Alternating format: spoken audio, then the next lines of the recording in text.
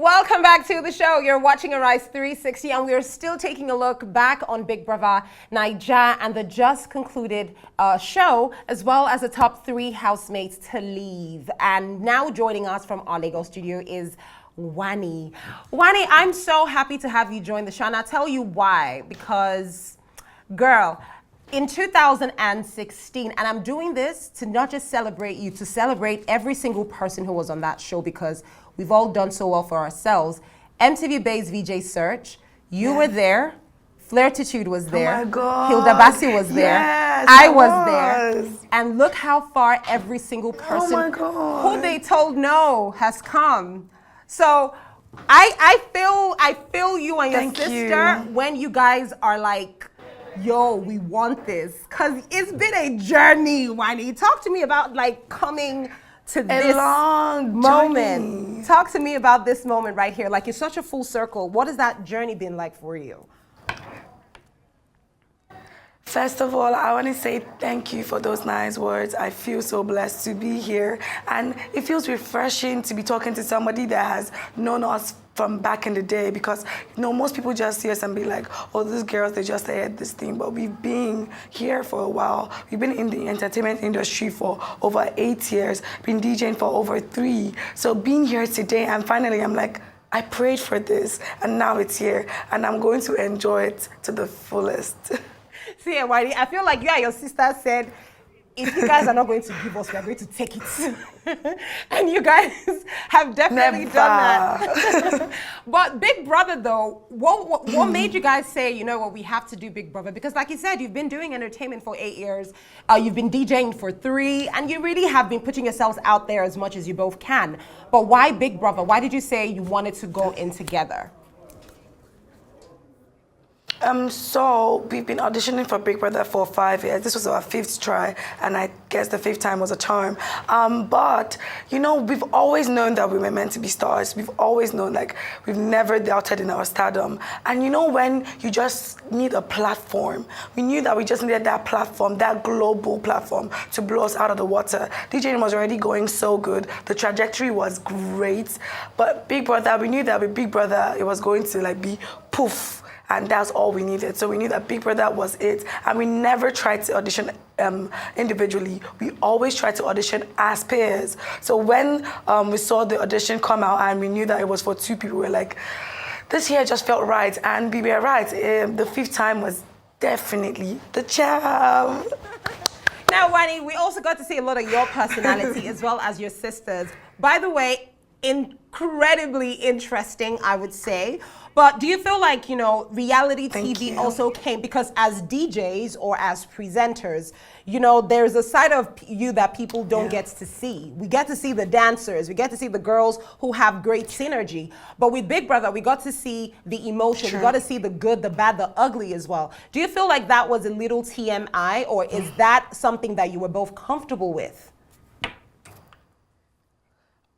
So I'm glad that the world got to see how raw, unfiltered, and authentic myself and Handy are, because we didn't come with any strategy. We know that we have the source, and if you recognize good things, you would know that Andy and I are star quality reality TV material. The cameras were just there, but I was living my truth. I was living real life. Maybe some people had strategies, but for us, we were just being how we are outside in the show. And you guys didn't even get to see half of how Andy and I were on the show, because I was with Shawnee, but like, it was just raw, unfiltered content. Wanni X Handy as they are, no bars held.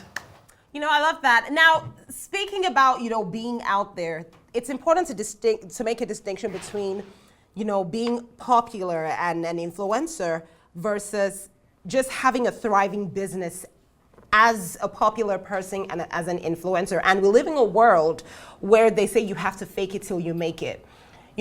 Going into this industry now with the platform that you're coming out of, how do you think you're going to set yourself apart to ensure that you don't fall into the category of noise? Like, you're everywhere, you're doing big things in quote, but realistically, this isn't translating to money in the bank.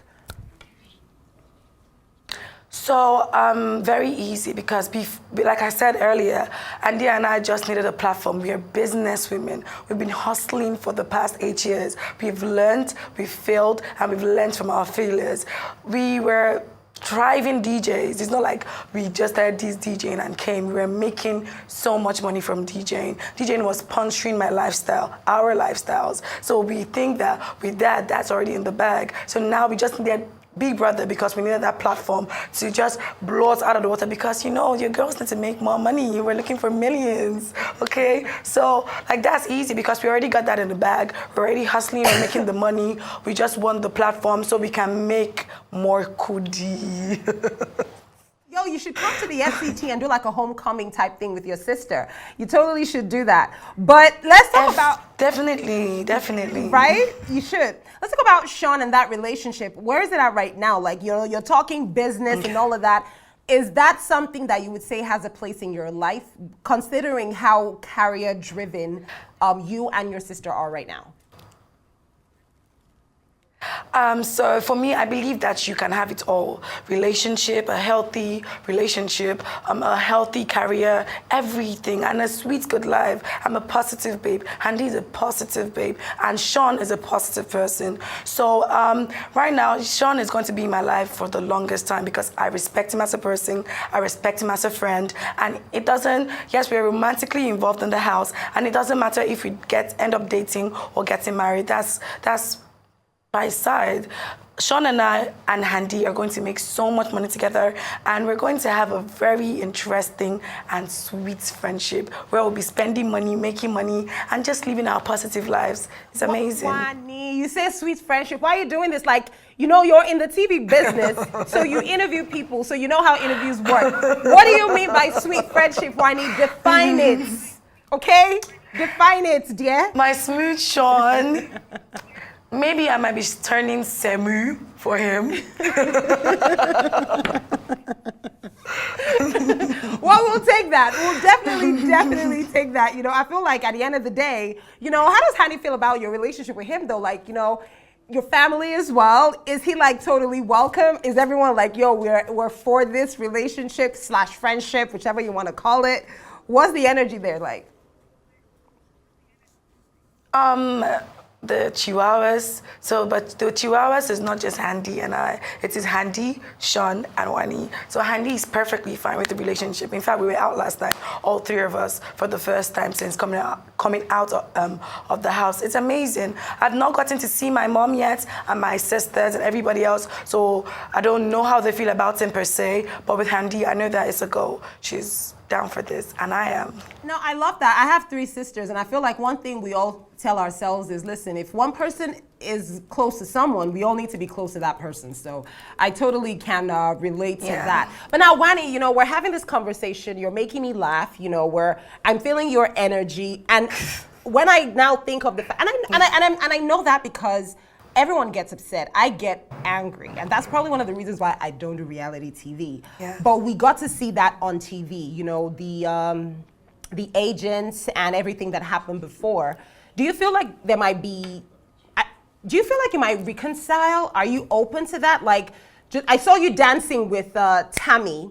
That's one of the, I believe that's her name, Dami's the other lady. I saw you dancing with her on social media. Yeah, Dami Lola. Dami Lola, exactly. I saw you guys vibing. So I don't know if it's like you guys have squashed the beef with Ruth and everything else. Is everything good in that space?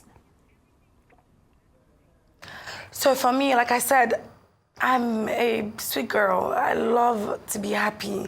I don't like negative energy. It drains me. And I know I'm not perfect. I'm flawed. And you guys got to see that, a bit of that on the show. I mean, you guys, everything on the show. And with Ruthie and the rest of them, I really don't pay them. I pay them no mind.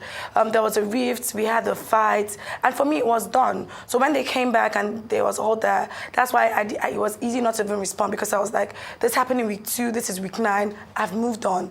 Like, my mind was just looking at whether I was going to be out that weekend or going to be in the final week. So it was just nothing. And for reconciliation, definitely. With Dami, firstly, when the last Saturday party, she came and making signals and apologizing. And I was like, because with her, it wouldn't be the push. Like, it was annoying, but it didn't get to me because I know that there was no beef with her, and maybe she was just desperate to create content for, and the fact that she left in the first week, she wanted to create more content, and fine for her. Wish her all the best. And at the premiere yesterday, she came and she verbally apologized, and it was good because I don't like to hold a grudge. Like a fine, sweet babe like me that's glowing, holding a grudge. No, I think holding grudges makes you older. And with Ruthie, I saw Ruthie and Chinwe last night too at the premiere. We even sat on the same table, and I was good. Normally, if I was holding a grudge, I'd go there. I don't want to sit there, but there was no problem at all. I didn't feel any ill way. And if she wants to come have a conversation and apologize for the things she did, her and Chinwe, I accept. Like, this life is like short. Like, the sky is big enough for everyone to fly. I'm a girl's girl. I'm a guy's girl. I want everybody to succeed. And I genuinely, from the bottom of my heart, wish them all the best in their endeavors. It's all love here, but we're just cool.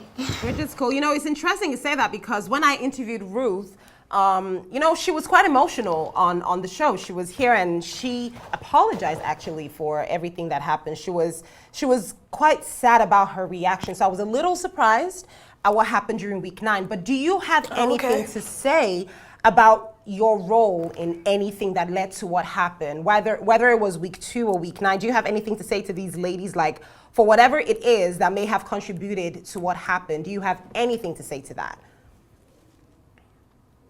To be fair, I have nothing. I was doing my thing. I was living my life, being unapologetic, having conversations, and I felt like people came for me, and I was graceful enough to stay quiet in most of the situation, and graceful enough in the 9th week when they came back to try to bully me, not to even engage. So I just, like I said, I've said what I wish them. I truly do wish them the best, because suffering is nothing I'll be wishing for anybody on anybody. I'm not that kind of girl. I wish everybody healing and best of luck in your individual careers. Wanni, I wish you and your sister the absolute best. Yes. Slay. I wish you guys the best hair, business deals, epic mani-pedis, epic everything that you got, because you guys always come correct. Exactly. Congratulations once again on how far you came on the show, and thank you for joining me on Arise 360. Okay.